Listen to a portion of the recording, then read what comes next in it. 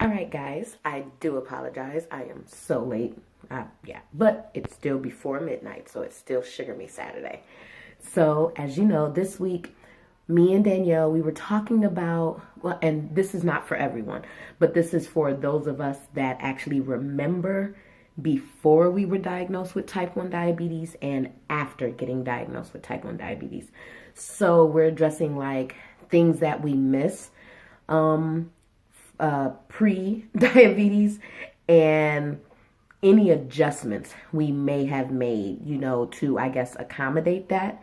I don't know, but yeah, something like that. So, what do I miss before I was diagnosed? I would say I think the only thing I really miss is not having to constantly test my glucose levels and having to eat so much.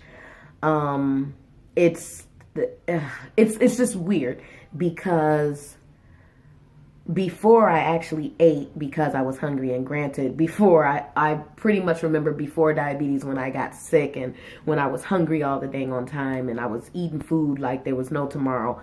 But I remember when my stomach would get hungry.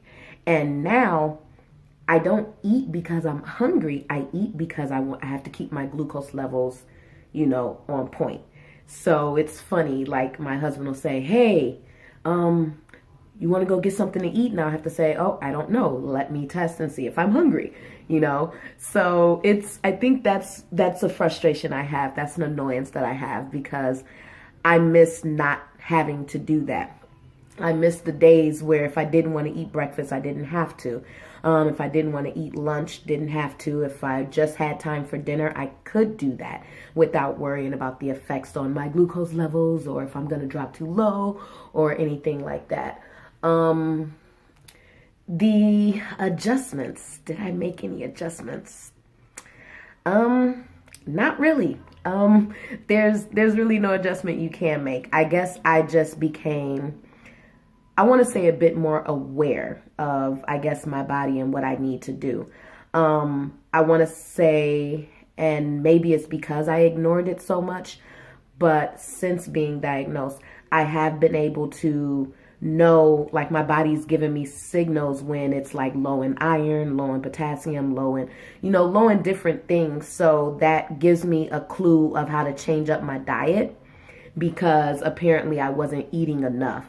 So my body sends me warning signs, and I think diabetes enabled me to be a little bit more aware of it now, where I'm sure my body was giving me signs before I was diagnosed, but well, granted, I was like 17 and younger, so I really wasn't listening because, I was young and I could live forever and all of that stuff. You know that crazy stuff we were thinking when we were still teenagers and haven't yet explored the world. So, I guess, like I said, the only adjustment I've had to make was, I have to remember to make time for things. Food is important to us. Like, it helps us function and live throughout the day. And if we can, we have to try and make time for it. I want to say, like, I've gotten a better appreciation and understanding of my body and a better respect of my body. So I know how my body should be treated. Granted, I do cheat, and I do cheat quite a bit, but I still cheat within reason. I don't just, but I pay attention to what my body says now. I listen to it a little bit more.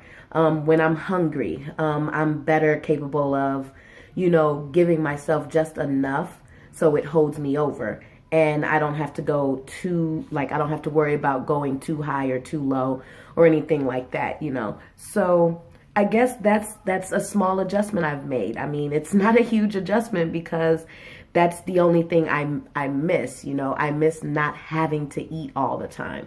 And I want to say, I guess sort of testing the glucose levels, but I don't know. I kind of feel like I have friends who aren't diabetics and they still test their glucose levels.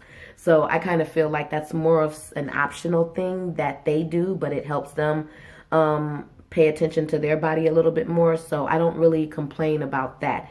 It can be a burden. Trust me, it can be a burden. burdensome, especially here in Chicago when we're at like 20 degrees outside. And so your hands are not warm enough and you have to prick your fingers and, but I still do it. I do wish I didn't have to do it as much, but you know, it's an adjustment. So sometimes I make the adjustments. Sometimes I do have my lazy days where I just don't want to do anything, but I still make sure I take my insulin. So I'm always doing that, especially being on Omnipod, so I can't really avoid that.